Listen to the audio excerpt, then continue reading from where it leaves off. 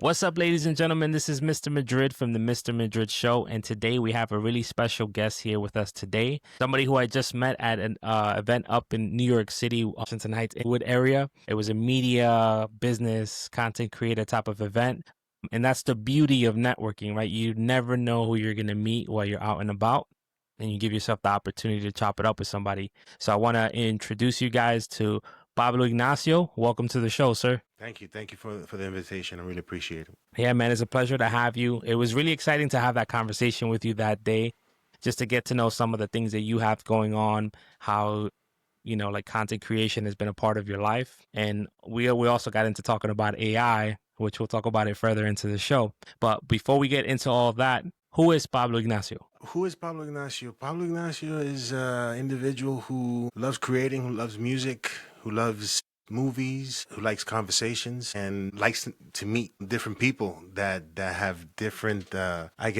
journeys and have reached a certain place in their life where they're still evolving. And I think that's where I'm at. Yeah. That's pretty much who I am now. Dope, dope. Based on the way you just answered that question, it sounds like you're somebody who's continuing it. What's the word that I'm looking for? To like reinvent yourself into different areas. Is that more or less like landing right on it? Well, kind of. I mean, for 20 years, I spent most of my life doing desktop support. Okay.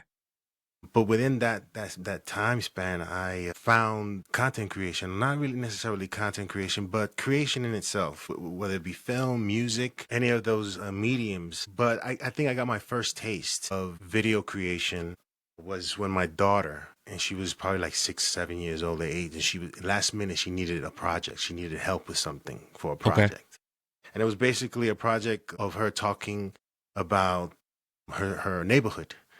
So I had last minute I had to figure it out, and we lived by Grant's Tomb, so I figured it would be a good opportunity for me to, because I had at the time I was listening to Afonseca, and he said he had a D80. I had a D90 at the Okay. time, and so I pretty much filmed her walking to Grant's Tomb. We were inside Grant's Tomb, and I wrote a script for her, like, say this, say it this way. So I pretty much directed a project for her. Yeah, yeah. And that was my first introduction to editing and producing something, as far as film. And she got an A, and we got an A. We got it. So that felt, I don't know, it felt gratifying that I could put together something like that so quickly and it be effective in its messaging. So, but I gave it up for a while because, I was still, I had a family, so I needed to work. I was still into my desktop, getting that show money. Yeah, yeah. But after some time filming, working at the job doing desktop support, I noticed certain things that marketing was doing at the time in terms of video creation. And while I witnessed that, I saw the beginning, the production part, and the end result. And I felt like I could do a better job.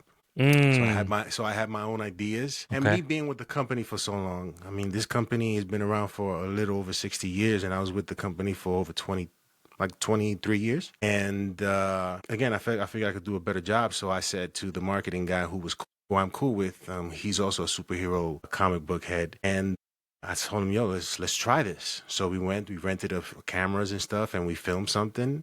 People loved it, and I continued doing it ever since. But I was at the time doing both jobs. So that took a toll on me, but I still enjoyed the craft of filming and editing and speaking in the voice of the brand, of the company. And that's something that brought me satisfaction in the creation and delivery part. And it was just another aspect that I think that I found more value than I did in desktop support. Because Okay. desktop support, is a lot of restarting and do this, do that. And I think after some time it took a toll. And I then essentially tried to move over to the marketing department, and things didn't work out essentially. But it came to a point where I made a decision, and that was to move over to this business that I currently have now and step away from desktop support because it was just taking a toll on me mentally. So I made the decision that most people shouldn't do. Okay. So I have a question about why they shouldn't, but real quick, just for context purposes, how long ago was it that you started that project with your daughter? Like how many years Oh, ago? this was, she's 22 now, and she was like 7 or 8 at the Wow. time. Okay. So that was over 10, So 15 about years ago. yeah, well, 15 years ago. And that basically set you off into a whole nother world. Now, were you familiar with playing around with cameras and stuff? Or was this like the first time you picked something up like that? It was, I say it was around the first time. I was still new to it, but I was on and off really. I would mess with it. I bought the D90 at the time. I think it was like 1250 or something like that. I'm not Yeah, sure, yeah. but it was expensive, and I played around with it. But my job and my family took over that aspect of wanting me of letting me learn something new. So, but I always enjoyed learning about it. But I never really took the time to apply some of the things that I wanted to at the time. Okay, okay.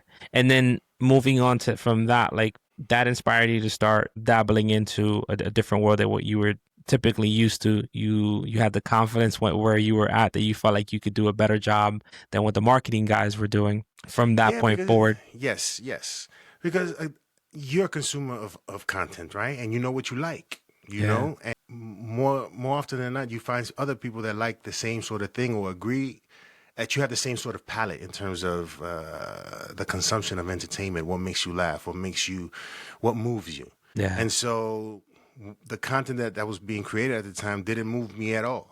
So I Mm, figured, and at the time, what they were doing was reading scripts. And a lot of people don't know how to read scripts. They know how to read, but don't know how to read a script to make it sound like they're not reading, correct. And so if you have somebody in front of you, you listen to them for 5 minutes reading a script and you know that they're reading a script, it can be painful. Mm, I like getting the genuine perspective from someone's brain when they're thinking and analyzing, seeing the things that make them say the things that they say. So I think the authenticity and the genuineness of someone speaking is a more consumable type of content than reading from a script. you get that rawness, and I don't know if you notice with the things that you're saying, and I'm big into like inspiration and self belief, but it takes a certain individual of a certain caliber to feel like I could do better than what you guys got going on right now. I got something to offer and going for it, right? So Yes. backtracking into that too, what do you think that stems from? Like that self belief that you have that you're like, yo, I could rock this out and I'm gonna go for it. Like, can you talk to us about that right there? Like just your self belief in yourself that you can go and do that. Well, I guess it starts with seeing what it is that you want to see. And especially if something that you want to get into, and let's say I can do that, Yeah. then, you have to do it, right? In order to prove that you can do it, you have to prove it to yourself that you can do it, right? Right. So I know that what I was consuming wasn't good. It's like You like this don't taste good, and I know at the very exactly. minimum I can make it taste good. Exactly. Yeah, So yeah, you try, you dabble, you know what I'm saying? And it took me a while because in the beginning, a lot of the work that I was doing that I look back now and I'm like, oh my God, I have stories, I have yeah. stories. But you learn through those things, Correct. right? And you get better and you get better and you evolve.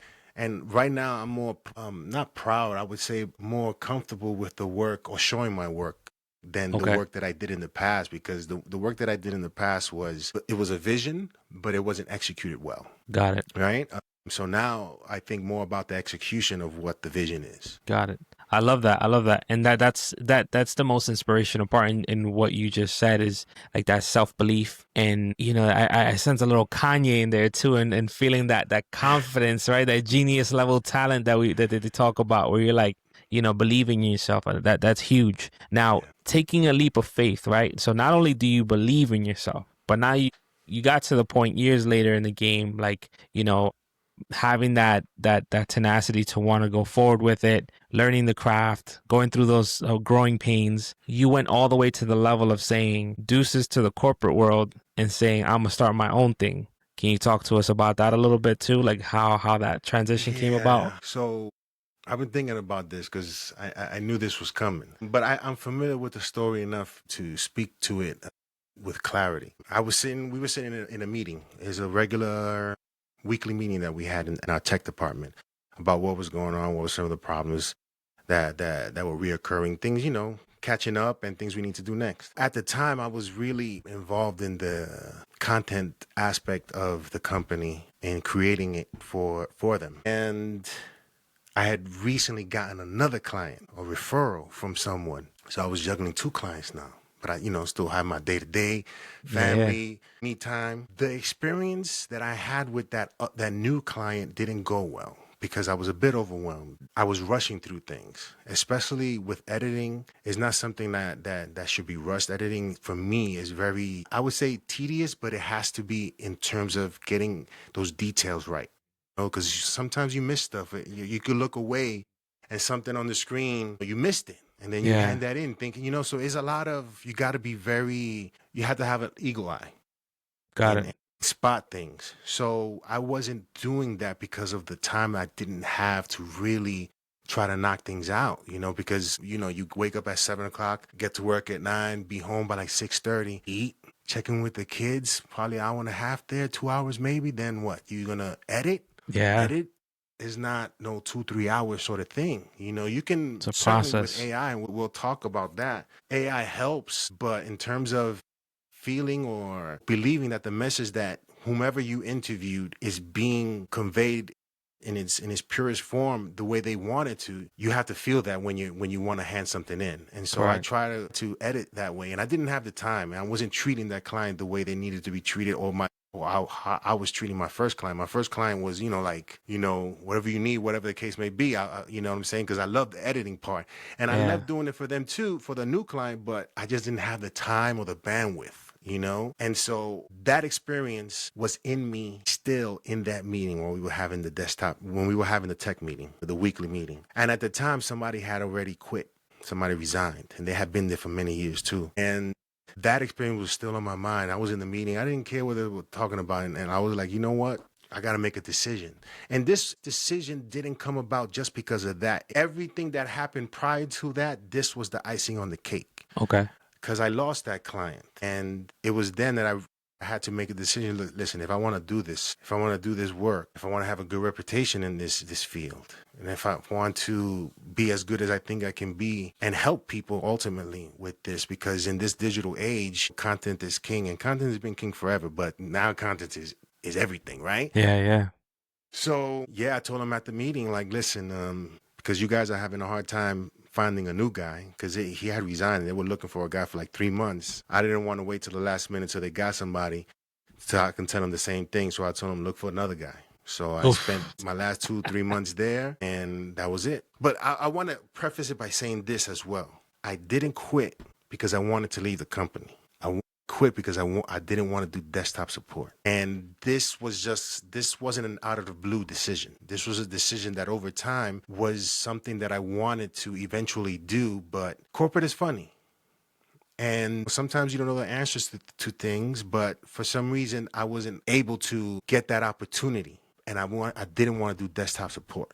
I don't know if people seen the memes of Viola Davis going to work crying. Nah, I haven't I don't seen know. that. Where she had a role. I think she was a housemaid or something like that, and she was tired of the way she was treated when she was going to work crying. Yo, I found myself in those situations sometimes, yo. Like, damn, Like yo. dreading it, right? Like dreading. Yeah, yo. And I had enough because listen, I'm 6'5" and black. I can't be 5% aggressive or a hint of aggressiveness because then I'm the angry black guy. You know what I'm saying? Especially in a work environment where you're not in numbers. You know what I'm saying? You Yeah. can count them on your hand how many of you are around. So you try to lay low. Yeah, I wasn't laying low for too long. You know what I'm saying? Things were getting to me. So I needed to do something that made me happy, and that made me happy. Thankfully, my wife gave me all the support that I needed for me to continue that journey, and not, because it's a tough decision to make, especially when you support a family, right? yeah. And talk about that. Like that's one thing I'll say that is a beautiful thing. And usually in church they use this terminology of being equally yoked, right? Being on the same page about something, even if you're taking a leap of faith into unfamiliar territory, that to have that support, right? And then I think it's important to mention and give the wife a shout out, right? To top it off, to have that support of like, hey, I'm about to embark into something unfamiliar territory. Like I know what I'm doing somewhat, but I'm on my own now. So how much of that do you feel like was comforting to you in taking that leap of faith and having the wife backing you up in that decision? Well, a funny thing, and I have never told this story. Only people close that were like immediate, that were in my immediate vicinity in terms of what was happening at the time, knew about what I did. Yeah. I waited a week to tell my wife. Then I just finally told her. I was on the bus on my way home. I was like, yo, because I was trying to find a way. I texted her and tell her, yo, listen, I have resigned. Wait, time out, Pablo. I know you're about to go in, but you just said you were on the bus. So this means you were still you were still going through the routine, through the mode. You don't Yeah, miss out on yeah. that part, because that's something right there. Right? I was still going through the routine. I was still working though. I was, Oh, but okay. You were going my to time, my your time was time was coming up. limited. Yeah, Yeah. yeah, Okay. yeah. Okay. I mean, I was I had about to like say. probably I'm like, I probably had like 2 more months before it okay. was over, Yeah. but I had resigned a week before. Okay. So I Okay. was trying to figure out a way to tell my wife I wasn't going to work and had no job. I'm like, this But dude is dedicated to 10 toes down, babe. I'm not telling you just but yet. on the way back home, I told her, I resigned and stuff like that. And when she wrote back to me and told me, how much she supported me, I was crying on the bus, because I needed that. I Yeah, needed man. that. That's so important. Like, and I don't want to go into my story because I've said it a couple times, but just been in a similar situation where like that's all I needed was I got your back. And if you feel like this is gonna be something you're successful at and that it's gonna work out, let's do it. You dude, Yeah. that for a man, that's all we need to hear. That is it. Yeah. Yeah. I mean, listen, ever since I stopped working, what I've noticed is that my relationship with my kids are and my wife is like 100 times better. And even now, like looking to find work and stuff like that, one of the things that I find it hard to try to sacrifice is the time that I have with my kids. So I like being there in the morning, seeing them off. I like being there when they come home, and so that's a tough thing for me to give up if the moment arrived where I had to make a change. Because right Yeah. now I'm in the middle of this journey. I'm right in the middle of it. I haven't reached where I want to just yet, but things are going well so far. And then right now I'm in the process of turning it up in terms of awareness of my services. And how long has it been since you left corporate? It would have been so it's a year. It would have been a year in August. August 1st was a year. So Okay. a year and like 3 months, something like that. Okay, okay. Well, that's awesome. So it's flowing. It's definitely flowing. Yeah, yeah, yeah. And believe me, I know we'll get into it, but that has freed me up to do other things as well. So talk about, so you went from being, you said, what is it, desktop support, right? Desktop support, Yeah.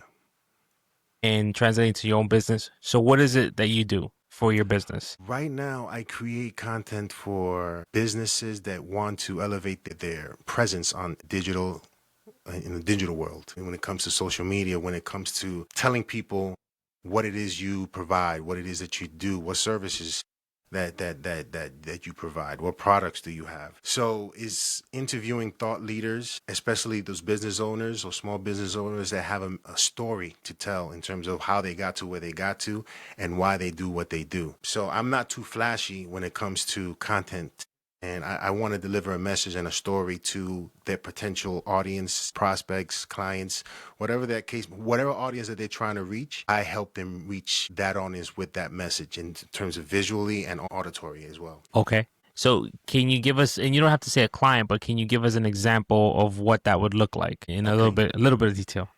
So I created a series for a client, and that series is called What's on Your Mind. So basically, I thought of it as, sales guys. They are out in the field talking to financial advisors, and they're asking them, the company, about certain things, and they're getting questions all the time. So the idea is, what are the questions that they're constantly hearing from a month-to-month basis when they're out there in the field? Yeah. Gather those questions, pick 4 of them, get one of the individuals, either the marketing strategist, someone that can answer it on behalf of the company, right? And do a monthly series answering those questions that financial advisors may have. And it's a monthly series. It's called What's on Your Mind.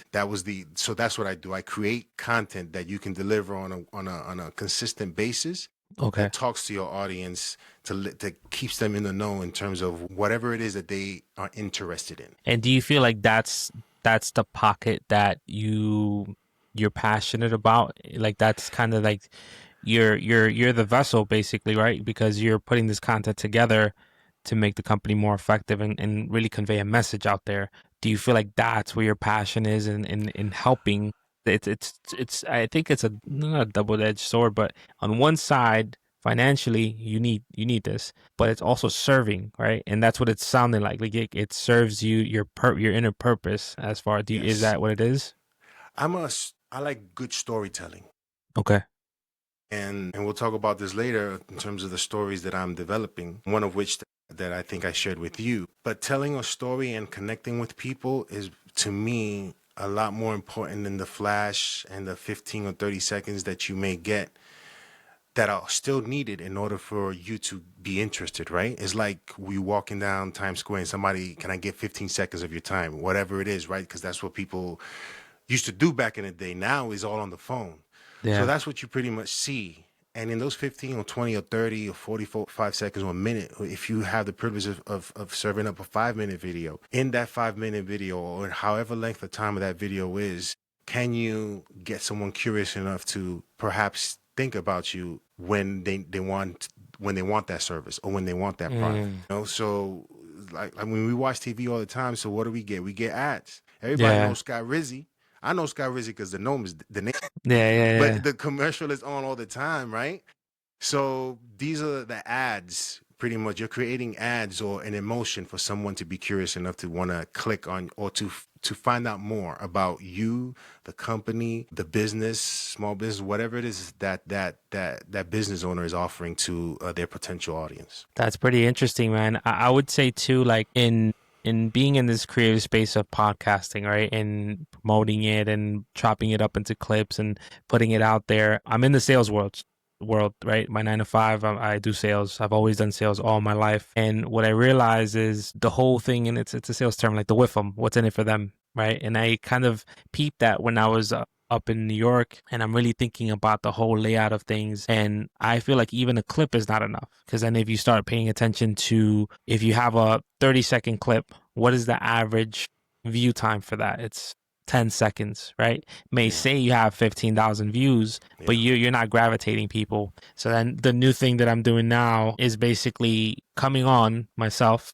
and say, hey, the new thing just dropped, the new episode just dropped. Here is why I think you should watch it. And I think I feel like it's made much more of an impact than just saying, hey, watch my episode, right? Hmm, So hmm, I'm hmm. like filtering out, if you're not into, like, and everybody seeks inspiration, right?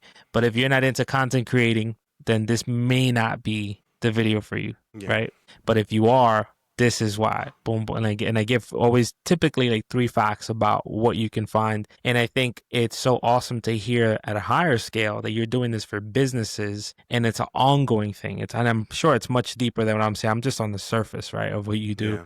But I think it's so much more powerful because you remain relevant, and you have to continue to not bombard people, but But kind of bombard serve people. Yeah, people like, information. yes. So it's almost like what the DJs do is like, there's a song that you're like, but you hear it so often that now it's just like, yo, now you know the lyrics. And like, Yeah. all right. And that's kind of the same thing that we're doing in this content creation Yes. world. Is like you're producing so much of it that eventually people are like, all right, let me see what this guy has, or let me see what this company's talking about, things like that. I look at it from a perspective when you're doing, or when I'm doing content for businesses, even for individuals who want to sort of, because I have this idea and I'm sort of working on it on my own self. But when you're providing content for businesses, you want to obviously connect with them, not Mm, be forgettable so quick. You want to connect with them in whatever way it's meaningful to you. correct. And that's what I sort of try to achieve. You know, certainly that you add your special sauce and stuff like with transitions, whatever the case may be, right? But the messaging and what they are saying has to connect with what they're seeing. It's like, for example, if I'm going to shoot an interview, I'm not going to shoot the interview and just show that dude for 5 minutes. There's going to be a lot of stuff happening in between that keeps you engaged so that you understand what is being said. And hopefully you lead them all the way towards the end. But obviously it starts little by little. You know, creating content nowadays, some people think that is just pushing out content every day and you're just pushing it out, hoping. I think if there's a strategic aspect to it that people often miss, and the strategy changes. You Yeah. know, the strength is not just one thing. It could work for 3 months. It could work for 6 months, but something changes. The job is for you to figure that out and adapt. So it's a constantly evolving landscape in terms of how people are consuming content and how much they're engaging with it. So in that world, that's tough, right? Like I don't see how that wouldn't be tough. How do you stay relevant in a world like that, and especially that it's your business, right? So you're in the business of creating content in an ever changing business, right? And I love Gary Vee for this because that's what he says. Like he's tapped into that world, so he sees the changes coming a mile away. How do you stay relevant with your output? I mean, you have to be a consumer, right, as well, and see what people are gravitating towards. How do certain videos affect you, right? In terms of you making that purchase or you considering to take this service. Why do you choose certain things, right? What was the thing that made you choose this and that? So, being that I'm a consumer, I'm on Instagram. I like being on Instagram to consume things that are inspirational to me.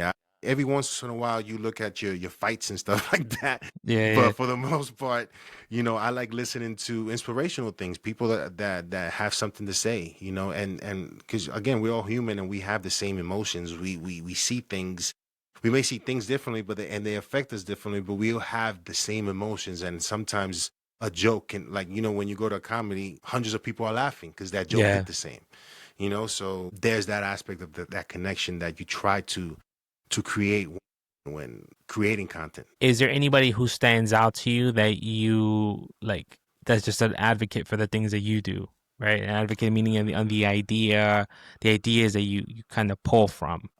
I used to watch a guy named, the ones that got me started into wanting to learn more and understand the visual aspect and all the technical stuff. Full Time Filmmaker was is a YouTube channel that I used to watch quite a bit. There are a bunch, man. There's a bunch of stuff on YouTube. Studio Binder is a great YouTube channel on film, and they give you all the nuts and bolts on why certain directors choose this, lighting, all that stuff. Yeah.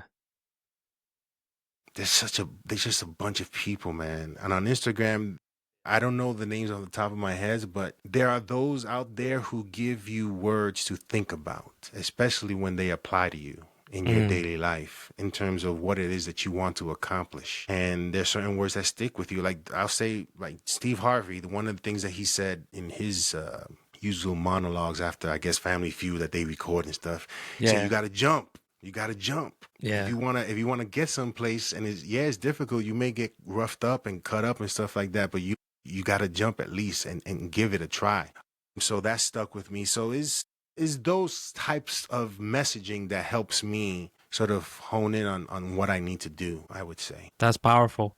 That's powerful. And I think sometimes too, that's why like, Gary Vee is always talking about your algorithm, right? Your algorithm tells a story about you and the things that you're feeding yourself. I like hearing that was a big realization when I started looking at my algorithm and I'm like, what am I watching? Like you start questioning like, just junk, right? That I think everything in moderation is great, but in the world that we're in, we consume a lot because we're trying to do a lot. So Yeah. it's part of the motions. Like I don't know why what something that always hits my mind is I think it was Dave Chappelle was talking about how he would go see other comics perform at like regular comedy clubs, and they call it taking class, where they sit in front of the audience listening and just coming up with their own stuff. And like in order to stay sharp, and stay relevant, that's what you have to be in the front lines, observing, listening, watching, in order, and what does they say? Iron sharpens iron, or steel sharpens steel. You know what I'm saying? Like, and I think that that's huge, and it's a little bit comforting, bro. Like in thinking about that, because sometimes, like, I don't know if you get like that, where you're like, damn, I'm on my phone a little too much, right? You spoke about family life, kids, wife, and all that stuff, and sometimes I fall into that hole that is social media. Do you feel like that happens to you, and like, and how do you 100. manage that? This is like I gotta take a deep It's breath for this tough one. because you just get because it's 15 seconds. It's the next thing. Then it's the next thing. Then it's the next thing. Yeah, I think being around my kids helps me snap out of it sometimes. yeah,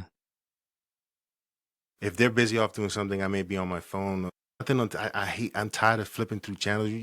People still do that, flip through channels on YouTube TV because there's nothing Yeah. probably to watch and you're just flipping through channels. But now you flip through your phone and you know, so you get. It just happens. Yeah, yeah, yeah. You It's just not. end up It's not a there. decision. It's like, It just honey, I don't know how I happens. ended up here. I'm here now. So how do I manage it? I mean, I think just noticing your environment and where you are. I think there was one time I went to my daughter's school and I forgot my phone. You were hurting. Initially, I was like, damn. But then I said, you know what? It is what it is. I'm gonna just sit here, and you are aware of stuff. You start thinking about stuff. I think is a self correcting thing that I think you have to be disciplined enough to know when enough is enough. When you've been on the phone for an hour, and thankfully I don't spend that much time straight an hour just looking at my phone. It's Yeah, usually increments. yeah, 10, 15 minutes, wake up in the morning, seeing what's on the news and stuff like that.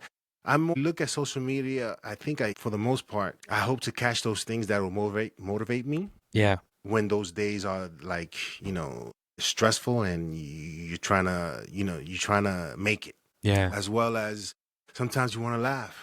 It all depends, but yeah. you have to self-regulate. I think it's one of those things you got to self-regulate. And do you use like so some of that stuff? And I'm sure because you're saying it basically looking for inspiration and things like that. Does that inspire the moves that you make outside of what now is your bread and butter? Like you spoke about creating other things in other avenues, such as like the Oh things like yeah, the documentary that you created. How does yes. that funnel into that portion of your life? Because when I'm on social media and I see other people who are doing it and have done it, that show you behind the scenes and all these other things, you get inspired because you know you can do it as well. I like that creators out there talk about the issues, talk about the problems that you run into, that they have run into, that you've run into, Yeah, and how they handled it. So I think that helps me sort of calm down in those mm, moments of, I guess, stress and anxiety that often creeps up. yeah. Yeah, so I think there's beauty in what you're saying, like beauty in the vulnerability that you have access to, right? Because we know what social media is, right? And the topic here is not just social media; it's just much bigger than that. But everything is all pretty and put in a bow. But when you get somebody who's telling you like the struggles that they've gone through in their journey, you start realizing like the best part of the journey is those moments where you're learning, you're falling, getting back up, all the way up until you finally figure it out, and it's like on to the next thing, right? And I think there's beauty in that and that's why I think doing like picking this podcast world is so special to me, and hopefully to anybody listening and watching, is being able to have guests like yourself be vulnerable and showing the world like, hey, I had and I'm gonna assume like a cushy job chilling, right? At a corporate environment. I had it figured out. We had it locked down. I was there for years and I took the leap of faith and I'm figuring things out as I go along.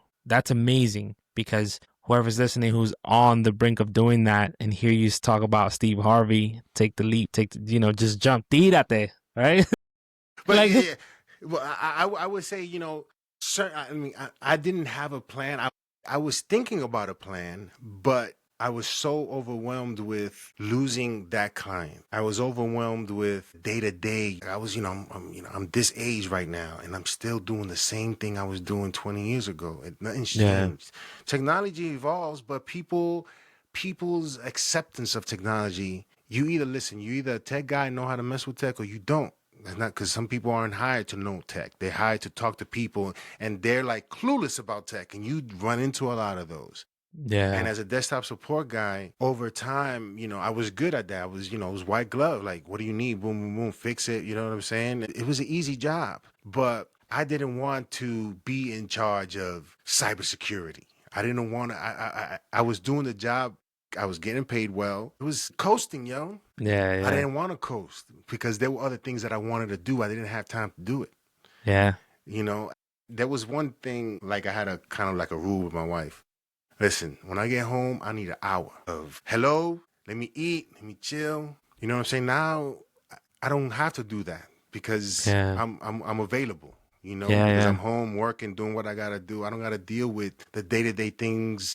And then the things that I wanna do are like I gotta leave it alone. yeah, I've seen too many people retire at the age of 60, 70, and then talking about the stuff that they wanted to do and they never did because they had a family to support. I get that. Yes, I get that. But if you have an opportunity and you know you're good at what you're doing and you want to put yourself in a position where you can learn and you want to learn, then put yourself through it, but make sure you execute. Yeah. Again, right now I haven't reached Shangri-La. I'm in the middle of this journey of getting to the places that I want to get to in terms of creating. So it's not an easy step. I wouldn't advise anybody to do what I did. I had to do it because of my mental health Yeah. and years of trying to get over whatever hump was put or whatever barrier was put in front of me. I was trying to get over it, but every time I tried to get over it, they moved it a little bit further. You know what I'm saying? So I got tired of that. So again, I want to be clear. I didn't quit because I wanted to leave the job or leave the company. I quit because I wanted to leave the job. Had I been given the opportunity to do what I currently do now You would have stayed. for the company, I would have stayed. No Yeah. problem, because this is what I'm passionate about. This is what I know can work. Yeah. And it's been working because I'm still doing it. Yeah. That's You dope, haven't man. replaced me yet. Yeah. That's beautiful, man. I will tell you, like, you're 100% right. And that's the vulnerability part, right? Where you can easily say, like, pursue your dreams. You want to quit that job, just quit it and Yeah, move forward. no. Like, no. We're not saying that. And he just didn't. That's not, if you're going to do it, there's strategy that goes behind it, right? You got Have to a be good plan. at what you're Yes. about to go do. You can't just take that leap and not have a plan and effect. I'll Yeah. share something with you, Pablo, like, in this podcasting world, in getting to know everything about it, lighting, all the things, right, that I have to continue to level up and learn and build on. The one ingredient that anybody should have in any scope of work that they're trying to go to is you got to be fearless, right? Fear will come. Doesn't mean it goes away. You just got to acknowledge it and be like, all right, give me a second, son. Yeah. I'm about to put in this work. And within that, like a person like myself, having a 9 to 5, recognizing that I'm on a similar path to yourself and saying, like, make decent amount of money. I'm not 100% happy with what I'm doing. I found the passion, but I'm not there yet and recognizing it. But the work doesn't stop, right? And figuring out ways around it. Because the one thing that I always hear, and I think it discourages you, like people discourage themselves. I don't have time, Yeah. right? Yeah. Yeah. That's the most famous term you'll ever hear out there. And real quick, and then we'll go into a different area. But like, I just felt compelled to share this. But recently, I'm like, all right, my day's consumer work 9 to 5. Right, it takes about 2 hours of travel back and forth to work. So when you get home, like you said, you need an hour. I just want to chill on the couch. Feeling on the couch ends up you passing out on the couch. Then you're in trouble with the wife. All these things you didn't spend time with your kids. So like for me, I figured out a route of like, all right, I live in Florida, so I drive wherever I go. So I drive to work. Just figured out that there's a train that takes me directly to work. So the way I thought about it is that's an hour and back. That's time for me to focus on my podcast. Like these are like going past just me now. It's just for anybody listening. You have to find those pockets if you're trying to pursue a dream or a new hustle. Is like finding those pockets, and it takes sacrifice. It's not going to be easy. I'm sure, Pablo, there's still things that you're sacrificing now in going into that entrepreneur state, right? Can you talk about some of those like things that you feel like you may have sacrificed to breathe, right? Because it look, bro, you look like you're refreshed. I didn't know you back in the corporate days, but the way you talk and the way you talk about when you were in corporate, right, versus now, there's a difference. There's a difference in your tone. So can you talk about that a little bit? I mean, during that time of juggling both sort of roles, the thing that I regret sacrificing the most was the time that I spent with my family, right? Because all the frustrations, all the stress that I built in during the day can easily creep up into your home. It could be a question that your kids ask you repeatedly, or your wife wants to get your attention and you're just not there. I think that's the biggest sacrifice in terms of trying to balance all those things, right? Correct. Mentally, it can get out of whack. When I used to hear back in the days, oh, he went postal. What did that mean? Now I do, because Lose my things just mind. happen. I'll tell you one story, yo. This was a time after the pandemic. I was in the office, And during this time, you can remote into anybody's computer and help them. You don't have to go nowhere. You don't have to get up from your seat, whatever. It was on a Friday, and Fridays they needed somebody in the office, so I would go into the office I volunteered so I can stay home Monday, Tuesday, and go to work Wednesday, Thursday, Friday in the office. So I was there Friday, and there was other people there as well, and usually a quiet day. And there was this dude was running down the hall. You can hear him running. He needed my help with something. I was like, what's the problem? I'm having a Zoom meeting with this client and my Zoom is not working. I said, all right, I'm going to connect to your computer. He was like, nah, I need you to go to my desk. And I was like, nah, I'm not going to your desk. I can do what I need to do from here. Yeah. He was insistent. I was insistent. He left. I was able to figure it out. It was a little tension there, but he came back that same day after he was done with his thing, and we apologized or whatever. And I just said, listen, for 2 years, we were working from home. You had issues. I ain't never been to your house. So when you need assistance and I'm telling you I can help you remotely, I'm not going to your desk. So I can have you stand over me while I'm trying to fix it. I just had it up to here with people's demands and their requests on how I should do my job.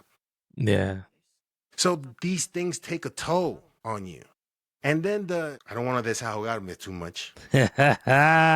But luckily you can edit some stuff out. But when I was trying to make my move over to marketing, there was one dude that said, can't he do both? I was doing both already, and it was driving me crazy because, the desktop support stuff was just 20 years of it. I can imagine. My father was a janitor, for 20-something years. Imagine that. Doing something perhaps you don't want to do, but you're doing it because you got a family to support. But he didn't have the education to want to be able to do anything else. He had to do the ability to work, earn a wage, take care of his family, and do whatever he needed to do. But whatever dreams he had, he abandoned them if he had them. Me, I was at a point where I had dreams, and I knew I can accomplish them. All I need is the opportunity. The opportunity wasn't given to me, despite me wanting to have the opportunity, because I was already doing the work. I had to make a decision. At what point do you make that decision till they say thank you for your service, give you a dinner, perhaps give you some money? I was 2 years away from getting a $10,000 bonus. 2 years. I was going away for $10,000. I have to give myself the opportunity to make more than that if I believe it, right. if I know I can do it. You know what I'm saying? And $10,000 is not going to make me happy. I was already miserable. Yeah. But I was making money. I was getting 2 wages, I was good with money. But that wasn't the thing that drove me, That wasn't the time. The time when I'm editing, and you're in that zone and you editing and you creating dope stuff to you, whatever it is. It could be dope, whatever, right? You're editing. I used to get into argument with my wife, like, when I'm in the zone, don't text me or something, but don't interrupt when I'm in my zone. Yeah. When you're in that zone and to get in and out of it, it's like reading a paragraph and somebody interrupting you every sentence. How can you get through it? How can you retain the information? Yeah. So I needed to make a decision, deal with this desktop, this stuff that I wouldn't say do in my sleep, but it takes some tactic and takes some know-how to address people's issues when it comes to tech. But it's repetitive stuff that you eventually figure out. But with editing and stuff like that, it's like getting a mound of clay and now you just creating it. It's amazing. So not all money is good money. I'm big on that quote. Not all money is good money, because the issue with that, and not to get too deep into it, is if you fall into the lifestyle that money is giving you, then you end up in a situation where now you're stuck. Right. Yeah. And then that makes your dream less likely to be attainable because you're getting further and further into the rat race. Right. And they keep on dangling to the rat and to the comfortability that it affords you. And then they keep dangling that $10,000, right? In your case, where you're like, you're looking at it and you're like, you know what? I'm good, bro. You could keep that, because I'm gonna bet on myself, and that's huge, man. I had something at the top of my head that I wanted to say too, but mainly that, because similar to what you said, finding your passion is one thing, but in the luxury to not even luxury, bro, to be able to sit down in your home and edit a video, or do something that you like, but just be locked in, zoned in, and you enjoy it. Like that pleasure of and like relating it to myself here, and finding something that you genuinely enjoy is beautiful, bro.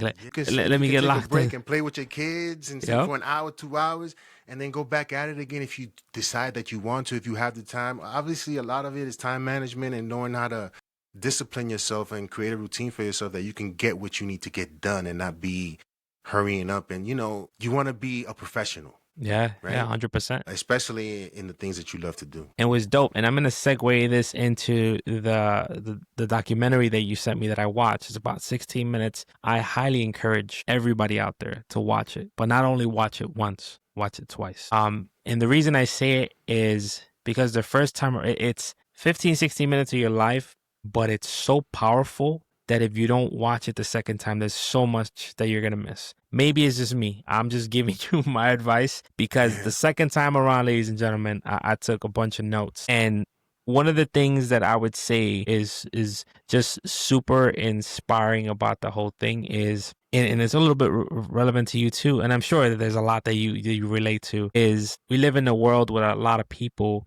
they put a limit to what we can do, right? And it's almost like food. Like if you eat that food, you know what I mean? Like you're gonna get sick. It's there's a strategy behind it on limited, Mhm. putting a limit on you as to how far you can go. And that's one of the things that Jay-Z always talked about is like, just because you took a stab at something and you failed doesn't mean that if I do the same thing, I'm gonna fail, right? And that's something that really stood out to me about this documentary and what he was talking about.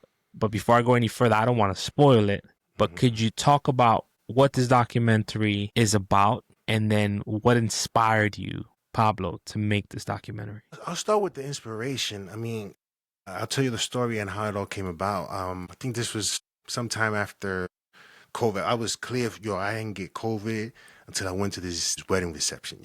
2 years clear, no COVID, and then I went to that reception and boom. But we were celebrating a friend of my wife's who's had recently gotten married. And I had met him before in other occasions, but we never spent the time to sit down and talk because we usually had our kids around. And when our kids are around, it's like, hey, you're in vigilant mode. You know what I'm saying? Yeah. So in that occasion, we were just hanging out, and we were just chopping it up, drinking and whatever. And he told me his story. He told me where he grew up and stuff like that. So a lot of his story reminded me of mine. But he lived in Patterson. I lived in Manhattan. But he grew up, as the story tells you, he grew up in a situation where he was being moved along because nobody can really assess what he was capable of.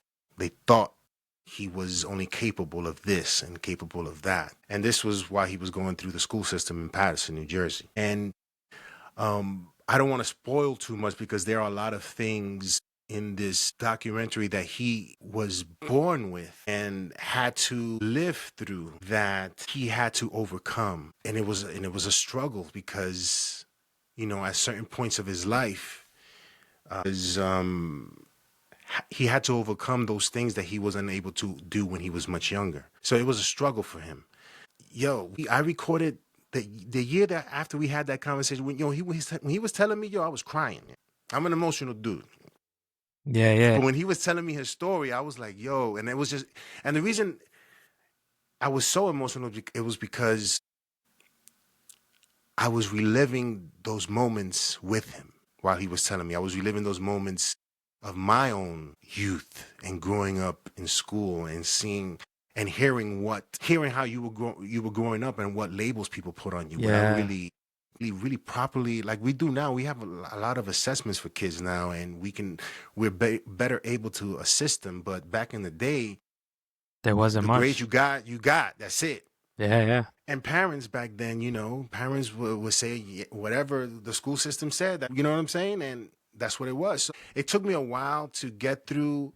First of all, filming was not a problem, but editing the joint, every time I started editing, I was breaking down. I was like, I can't get through this joint. Yeah, and the reason why, like, I'm gonna support you on that, bro, because it wasn't the first time. The second time it got me towards the end, and I'm like, it makes you want to bark, like, "Oof," you know what I'm saying? Like, it was the second time that caught me.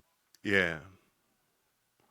It's just an inspiring story. The gentleman's name is Leonardo. The last name Leonardo Stanislao. is Stanley Sao. And what's dope about it is like there was struggle, parents back in weren't too familiar with a lot of things that were going on. You know, they didn't know exactly how to label what was going on. But then to fast forward, and I'm not going to give much away, but to see him being interviewed in the Mercedes Benz, I'm like, talk your talk, bro. Yeah, Go ahead. yeah, Talk your yeah, talk. I peeped that. I saw it. My man was driving in the Benz, and I'm like, yeah, talk that talk. Talk about your struggle, baby, because we see you yeah, winning.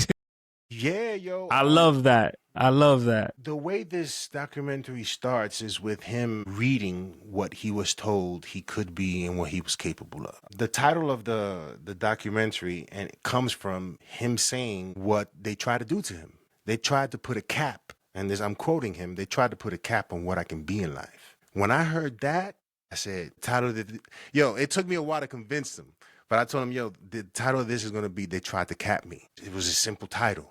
But the meaning behind it, initially, if I told you, yo, they tried to cap me, you're gonna say, oh, they tried to kill you. What happened, right? Yeah, yeah, yeah. But this is a different sort of capping, and it's a powerful story. And I think when I talked to him about it, because again, it took me a while to edit, but I finally got someone else to edit it. And then once I got it back, I was able to get through it and finish it off. Yeah. My vision for this is to inspire people, to inspire kids who may feel they're in the same situation.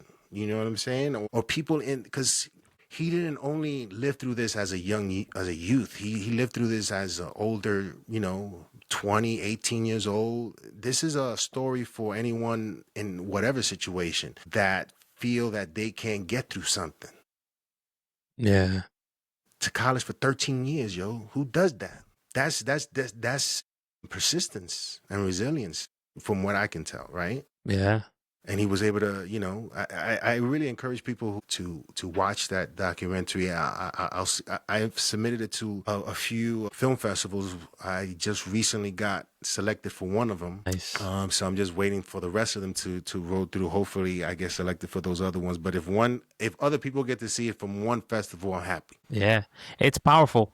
It is powerful, and again, I wish everybody can see it, because anybody and everybody can take something away from it. They try to cap me. That's what it was. They tried to cap me, yeah. They try to cap me, and like the part, it's tough not to say much, right? It's like a movie. We don't want to spoil the movie, because there's like for you to just get a taste of it and then either decide not to, or to just watch that piece, but just to be told, not only they tell you this is as far as you could go, but this is also all we recommend you do. Wow. And the crazy thing is, like, he was dealing with something. I automatically thought about growing up in the neighborhood that I came from, and just the corner dreams, where it's like it's almost set out for you, where that's the only option you have. That's where you're gonna stop. Many have tried to go to college and get an education, then become but they end up right back over here. It's like, no, bro, it's what's in you. It's not what's in him or whoever else did it in the block. It's what's in you, how far you want to take it, how that self-belief is in you. And 13 years of college, if you think about that, like how much belief is in that, like, and he say this part too, like having a full-time job and still going to school for however many years it took for him to get to where he is now, driving a Benz, baby. You know what I'm saying? Yeah.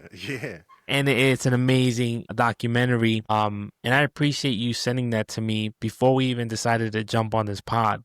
You were like, "Hey, check this out." And wow, that's all I gotta say, man. Thank you. Like, and Thank you. I when you appreciate told it. me that you were in tears when you were editing it and stuff, I'm like, okay, no, Yeah, yo. we listen and we don't judge, right? And then I'm like, okay, I saw it the first time. I'm like, all right. Second time, like, I see what Pablo was talking. Yeah. I'm like, I see what he was talking about. So so you talk about working on projects and stuff. Is this the first one? Have you had others? What else is coming up for you? This is my first one, and I'm working currently on one where I've interviewed a ball player, a major league ball player. He's a pitcher. He's a Dominican cat. You ever seen the movie Sugar? Yes. All right. So this is sort of like a kind of like a documentary on the experience. Not necessarily you get the journey of going to living with other people in different towns and stuff like that, because that did happen with it. But my approach to this is he's in his 30s, early 30s, still capable, but through it, because of injuries, he hasn't been able to reach that level of play again, right? And he's still in the process of attempting to get that call, because with pitchers, somebody can get hurt. And if you're ready, right? Because that's the point. If you're a ball player, you got to be ready for when that call comes, because Yep. they need you now. So he was telling me about going up to the major leagues for a few days and coming back down. It's because, sometimes they have their roster 26, no more, no less. If somebody was hurt or couldn't play, whatever, they call them up, you play for a week, and then it's a business. So while he's attempting to get back to that stage again, he's training kids. Yeah. He's training kids the way he was trained coming up in DR. And he just started. So I've been filming him and having interviews with him. But what I want to do from his perspective as a trainer starting out, I'm going to go back to the Dominican Republic, to my town in Asua, and visit a training facility there. And when I mean facility, is a field. Yeah. But a lot of ball players go through there, like a professional, like if any Dominican ball player came from Aswat, the guy that I know that's been training for decades. Again, this individual who I've interviewed has only been training for like a year and a half, training kids. This guy has been training for decades.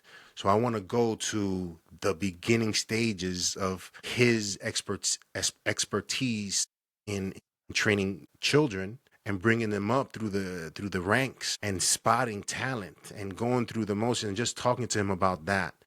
In terms of, so it's two contrasting sort of experiences. One is a beginner. One has been doing it for decades.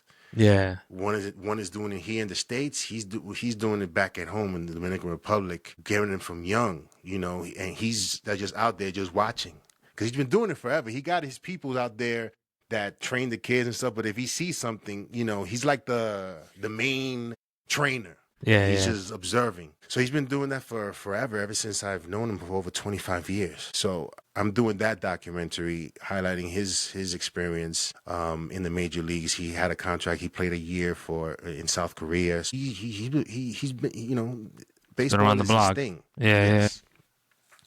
He played for LA, for Yankees, Mets. He's played for a lot of teams. So, and I get the kind of the storyline that you're trying to give off, but what about their stories is the reason that you're choosing to do this? It's the journey in attempting to make it to the major leagues, especially for Dominicans. I'm calling it La Pelota.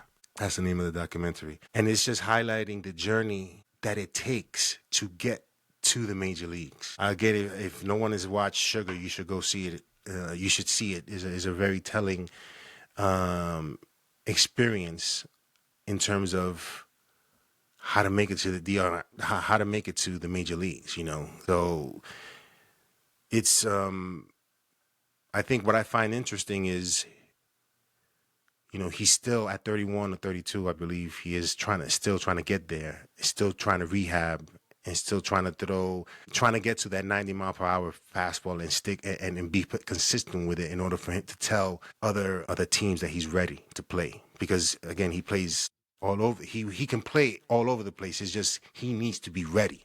He can't be pitching 85 and then 90. He has to be consistent in terms of his pitches and his ability to maintain that velocity.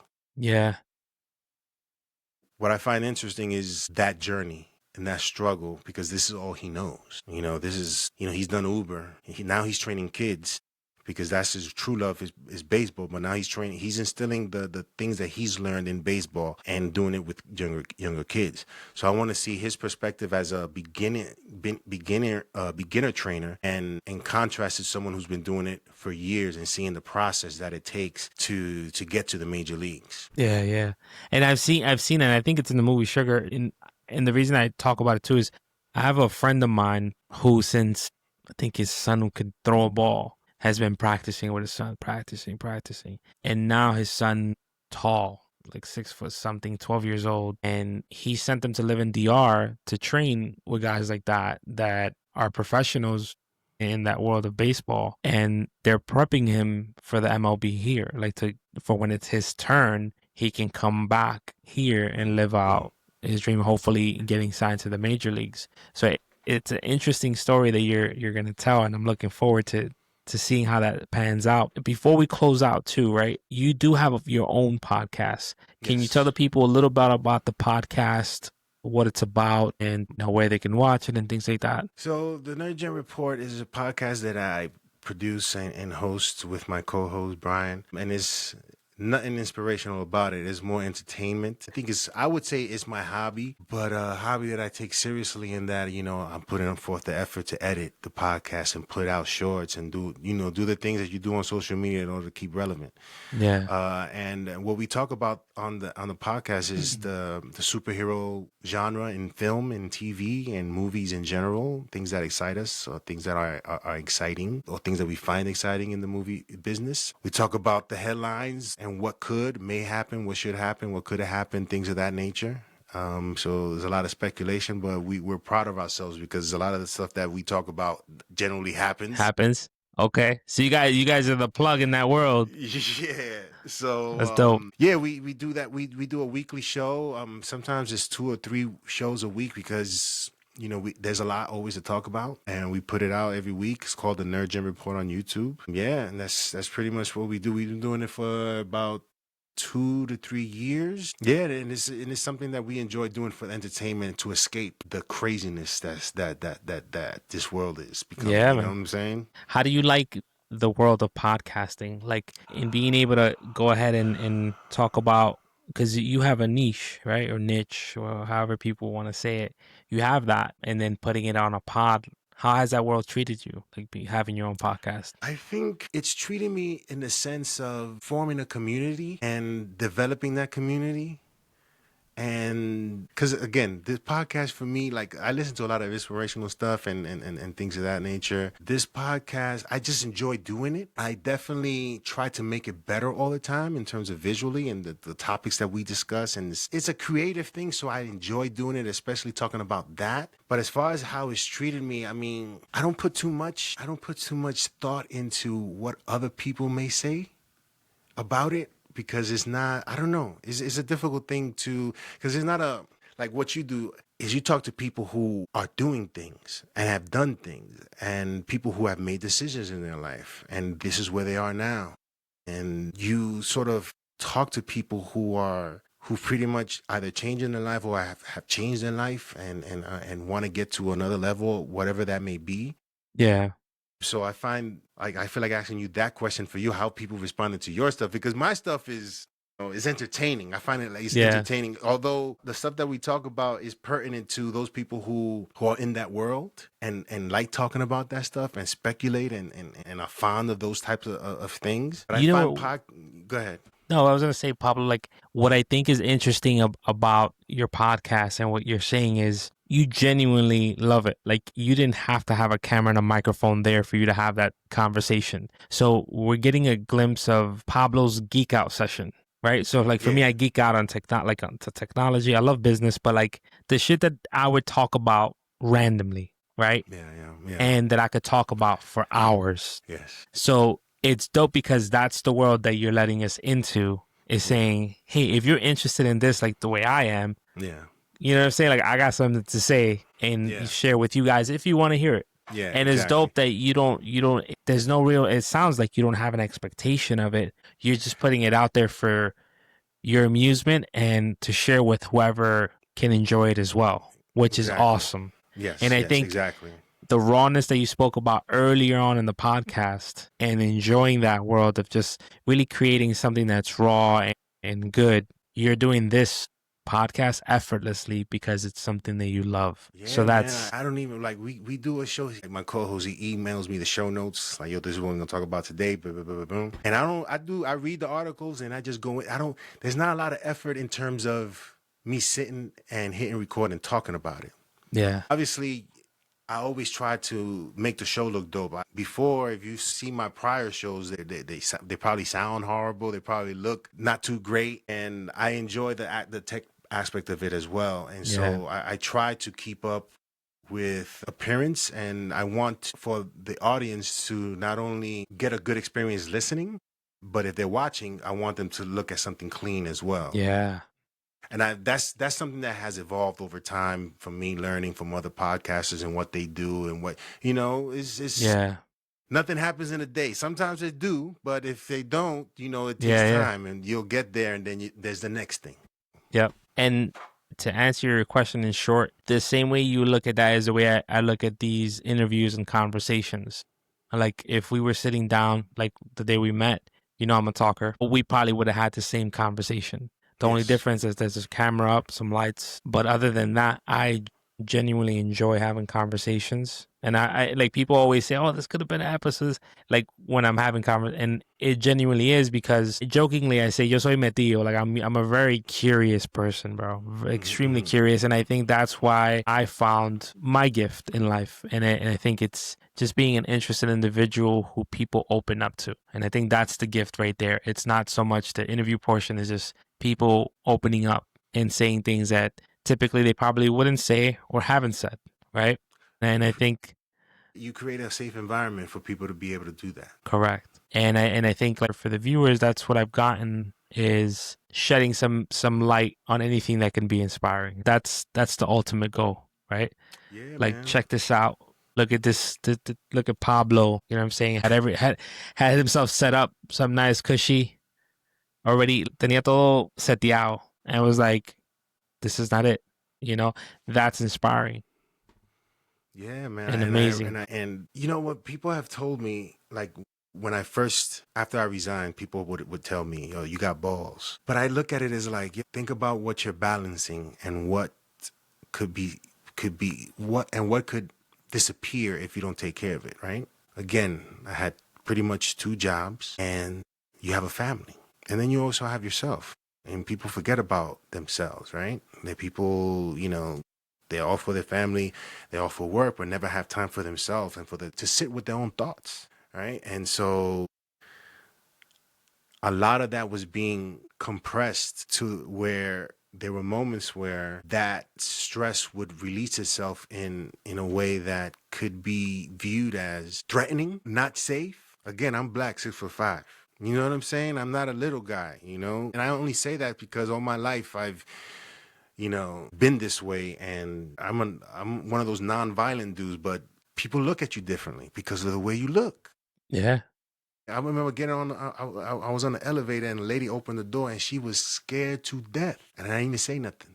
You know what I'm saying? So for me, I try to be as non-threatening as possible. And during that time of juggling all these things, all it takes is one day of you blacking out, and then you in jail, and your life is over.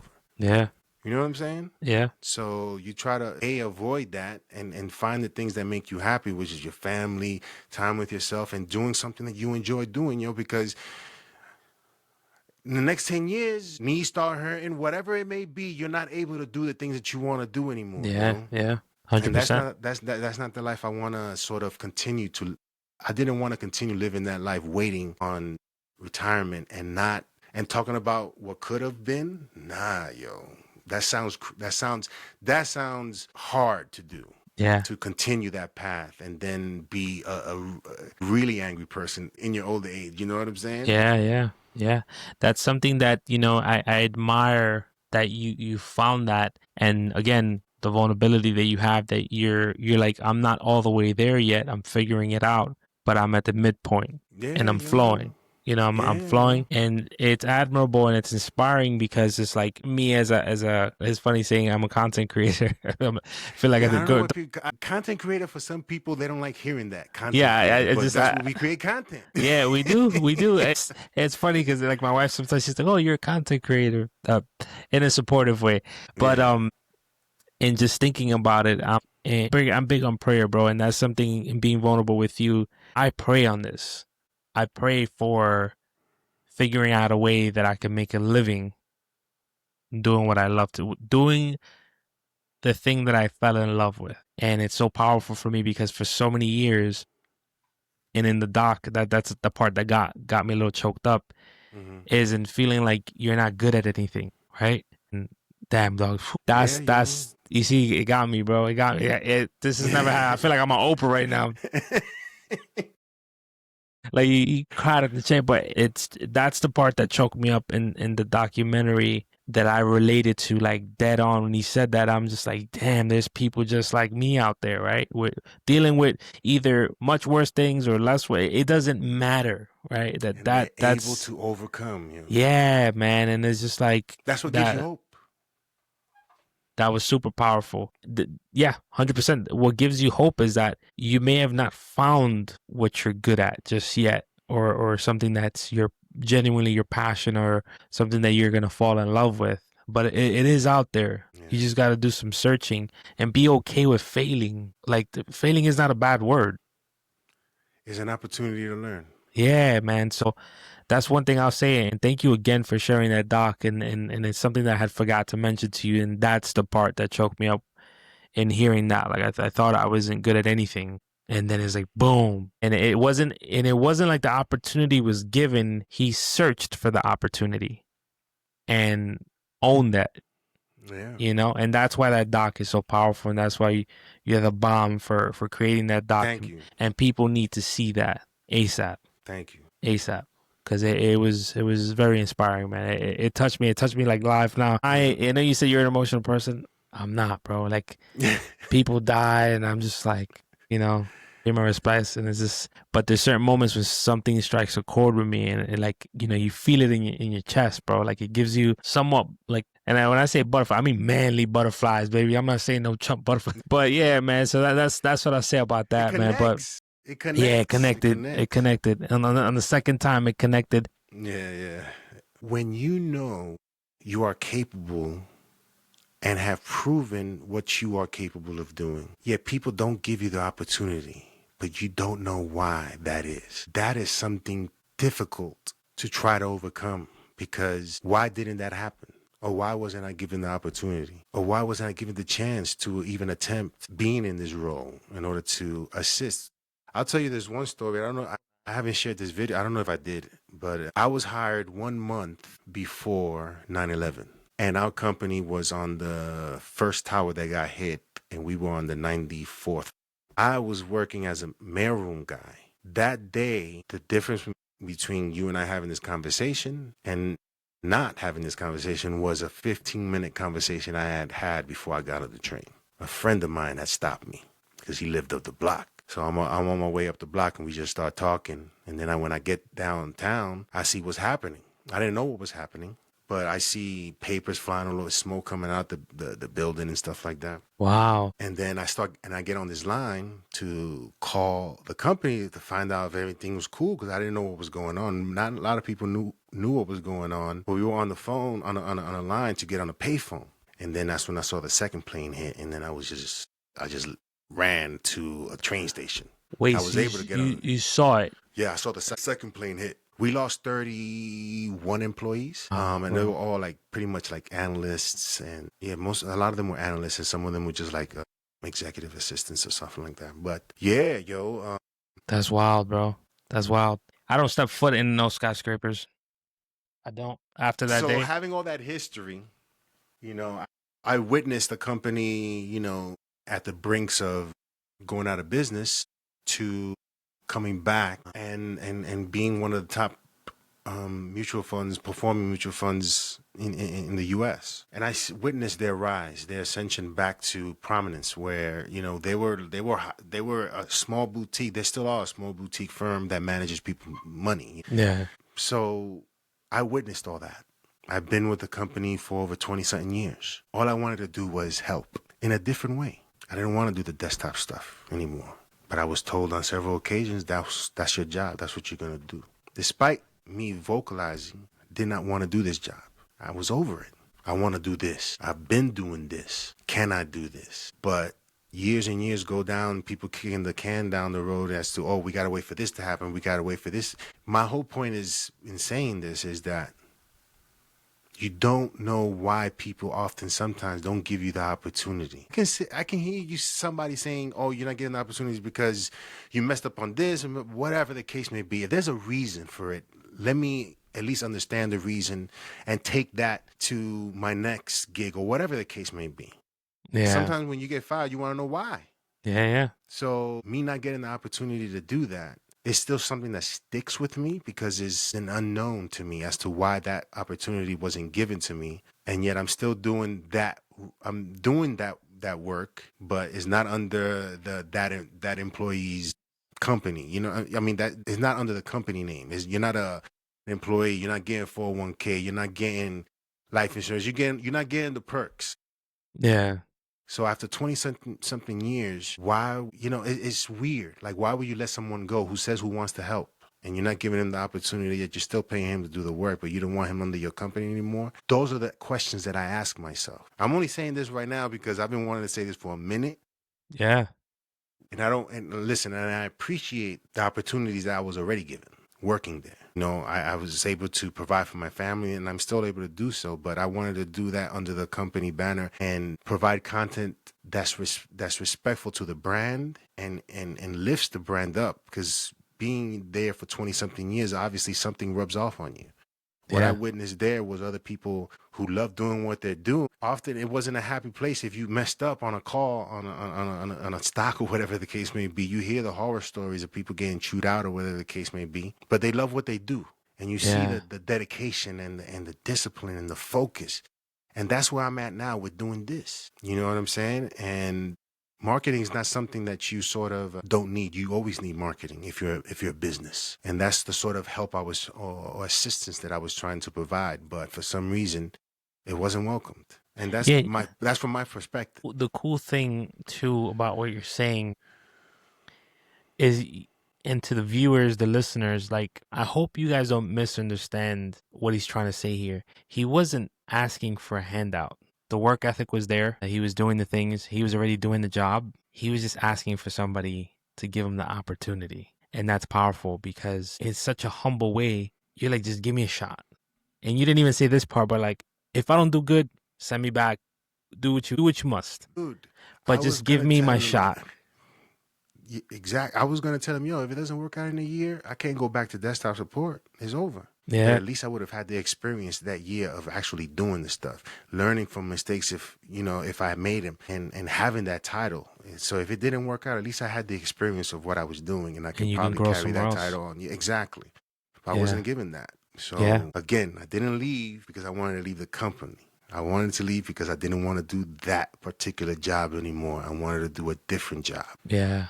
And just for the sake of the conversation, let's say somebody at the company were to see this and say, "Hey, we want Pablo back to do what he wants to do." Would you go back? To me, man, it was a privilege working there, witnessing what I witnessed. And I have relationships and have formed relationships with people who, obviously some of them are no longer there, some of them are still there. But it's a connection because, I could easily not be here, if that friend didn't stop me to talk, Yeah. and given all I've received from the opportunity of working there, I could retire there, I have no problems working there for the rest of my life, doing the work that I think, or I Matters to believe that I you. know it matters to me, and Yeah.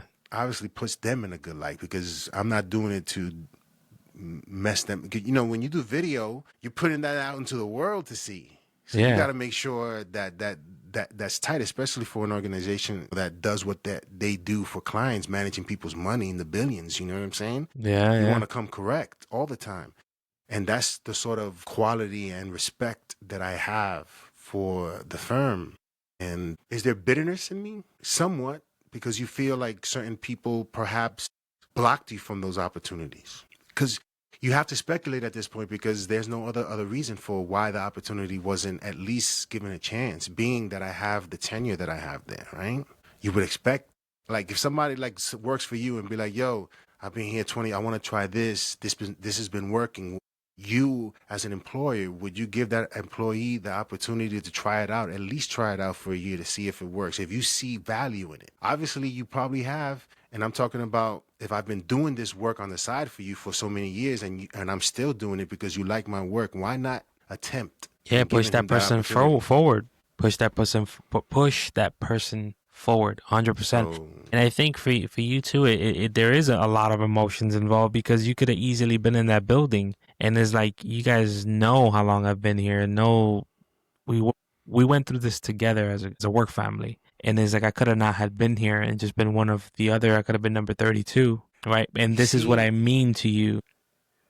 I talked to a person one time and he gets it. Yeah, but you can hear it. You can hear it in your voice. You're not trying to, and I see the way you're carrying yourself through the conversation. You're not trying to say nothing that's out of pocket, and you're still being honorable about your message, Yeah. right? And saying you're not trying to leave the company. It was the job Yeah, that it wasn't suitable was for you anymore. It wasn't serving your purpose. And hey, listen, like if they didn't see the value in having you there and the journey that you had been through, even including 9/11, then that wasn't the spot for you, bro. It wasn't.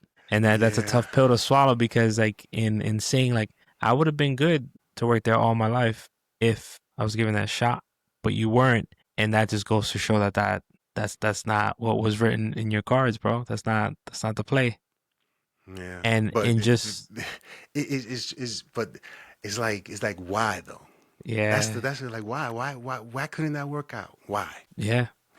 And it sucks because I know that there's some suspicion in you, whether it's if it's a color thing, it's if a favoritism was somebody, I'm not saying that that was the case, but better than you. Was there like what was it? What at least tell me something so I can walk away Yeah, from you.